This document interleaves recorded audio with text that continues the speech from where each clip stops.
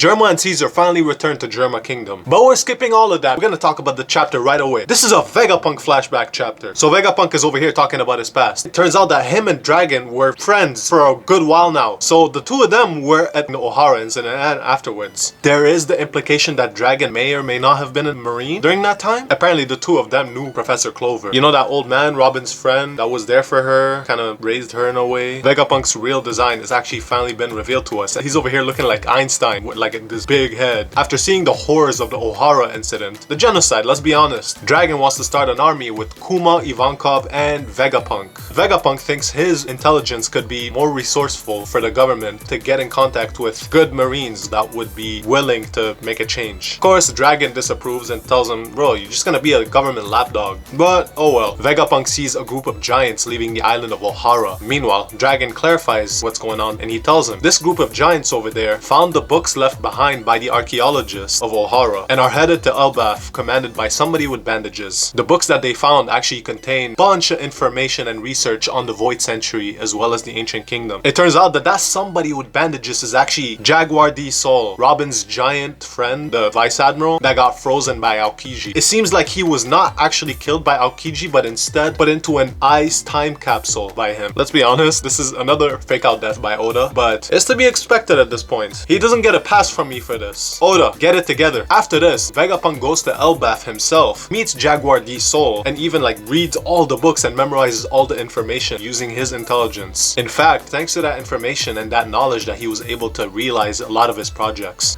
That makes me wonder, how much of an impact did he himself have on his creations? How brilliant is Vegapunk? Is he simply a fraud? Or is he smart enough to where he's able to study and decipher and replicate the things from the past? Either way, it seems like Vegapunk is a fraud to an extent, although I also get the impression that he is smart enough himself to where like he stands out from the average scientist. From what I understand, Vegapunk, although a fraud to an extent, still stands out above the typical scientist because no other scientist would be able to understand any of the blueprints from the Void Century. So yes, somewhat of a fraud, although still above the other scientists. Vegapunk explains how the war between the Ancient Kingdom and the 20 countries of the world government took place during the Void Century. This is information that we all sort of put together throughout the story. Either way, Robin's over here reacting like crazy to what she heard. Frankie's over here reacting like crazy, and Usopp, hearing about Elbaf again, is getting all excited. It seems like this arc is building up towards Elbaf and Luffy and Dragon's meeting. Could they be meeting in Elbaf? Who knows? Ideally, Dragon himself shows up to Egghead. Back to the present day with Luffy's group, we see present day Vegapunk with a significantly smaller head, as well as like a lid on it. It looks like the top of an apple almost. He comes out of the frozen robot from last chapter and he tells Luffy, Dragon's son, I've been wanting to meet you. I knew you'd come. Then the chapter ends. No break next week. Oda's just getting started and we're about to unravel a bunch of Void Century secrets, and I am here for it. And I'm pretty sure we're all here for it, and we've been here for it. Either way, we've been getting information that we've been wanting. We've been wanting to see what Vegapunk looks like. We've been wanting to know more about the Ohara incident, and we've been wanting to know more about Dragon's past. And we're getting all of it over here in one chapter. One chapter. If you're telling me that this chapter does not deserve a 9 out of 10, feel free to justify it in the comments. Anyways, the comment question of the day is, based on what was in this chapter, did Dragon used to be a Marine? Yes or no? Tell me your thoughts in the comment section below. Thank you for watching. Like, favorite, and subscribe, and have a good one.